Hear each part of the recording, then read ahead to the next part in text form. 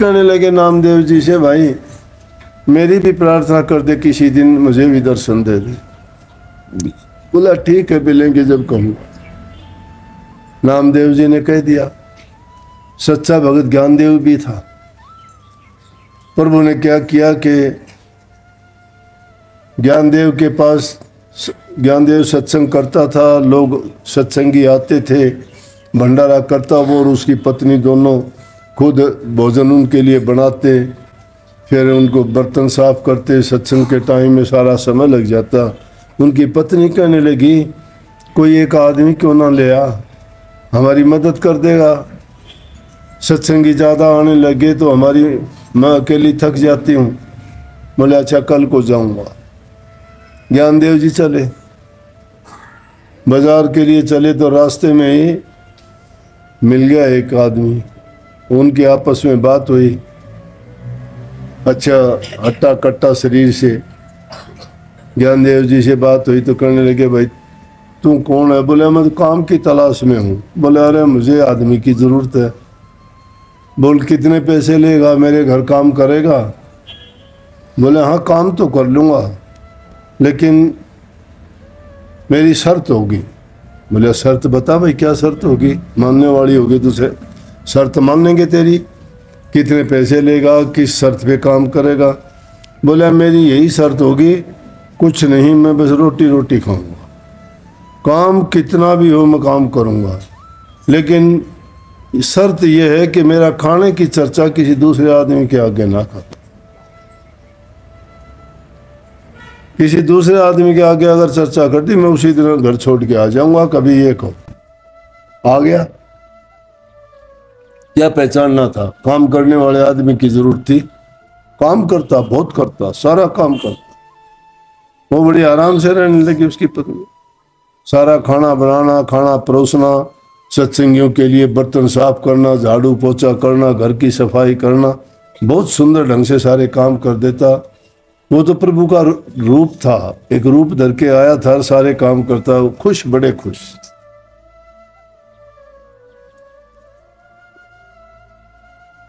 लेकिन ये था कि खाता बहुत था।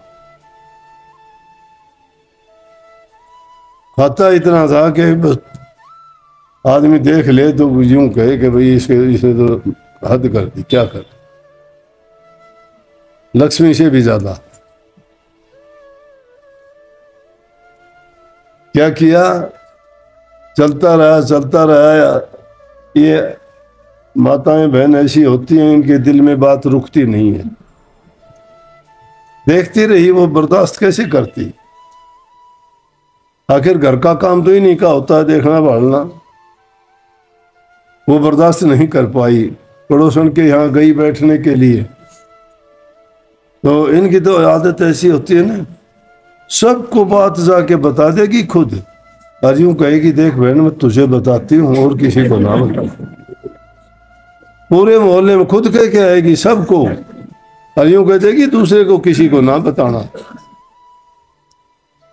दूसरे के पड़ोसियों की बहू को अलग बात कह देगी, सास को अलग बात कह देगी, और दोनों को अपनी बना लेगी, और दोनों को ये कह देगी देखो अगर बात चली तो मैं तेरी सास के सामने नहीं कहूंगी। सास को कहेगी ने मेरा नाम लेगी, तेरी बहू के सामने मैं नहीं कहूंगी। और उसको सास भी खुश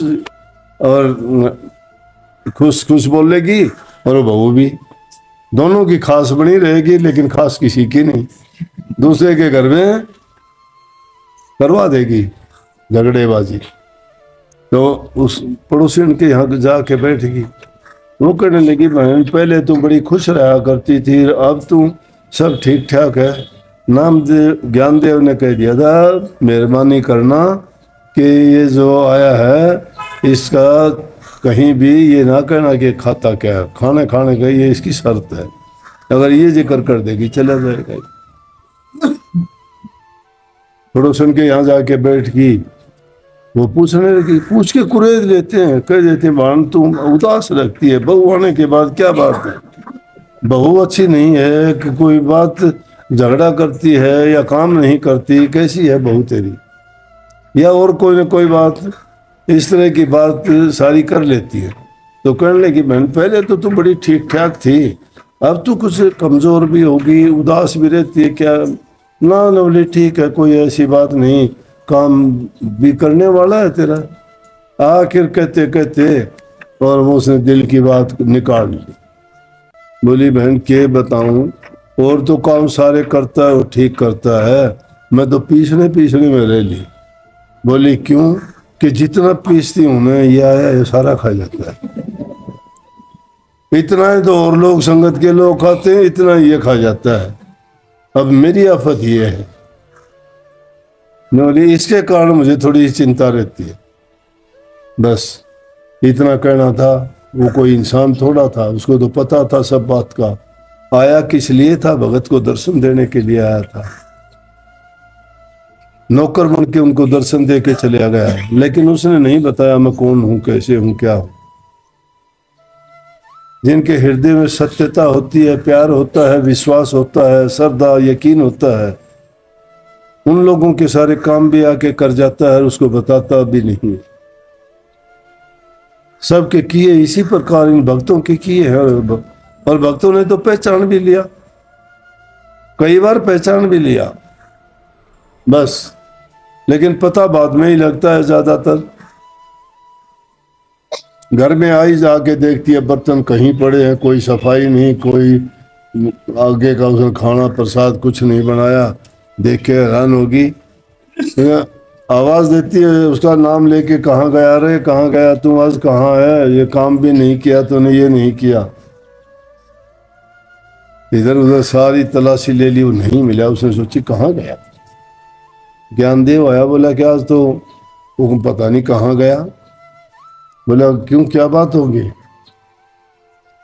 بولا پتہ نہیں، میں بولا غلطی کو ہوگی تیرے سے، کہیں نہ کہیں تو نے بات کر دی۔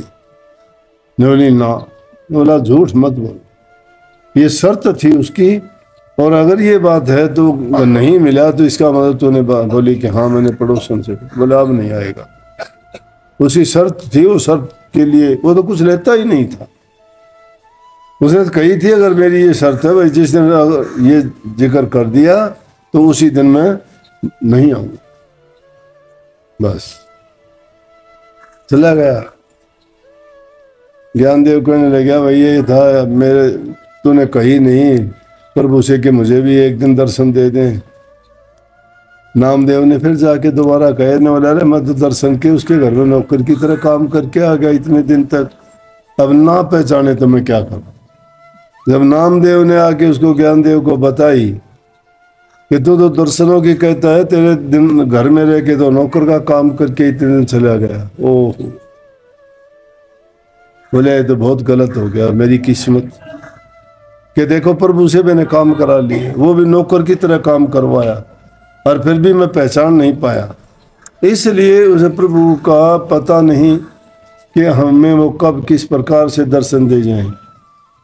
وہ تو ایک منٹ میں، ایک پل میں، اگر ہمیں یقین اور وشواس ہے، چھن میں درشن دے کر پل میں نہال کر دیتے ہیں۔ وشواس ہمارا پکا ہونا چاہیے، دل میں تو سچائی ہمارے میں نہیں ہے، پھر دوست کسی اور کو دیتے ہیں، کہ گرو کو دوست دیتے ہو، نام کو دوست دیتے ہو، ستسنگ کو دوست دیتے، ستسنگ میں آتے ہو کوئی غلط کام ہو جاتا ہے کہ آئندہ میں ستسنگ میں نہیں آؤں گا، نہ بھائی،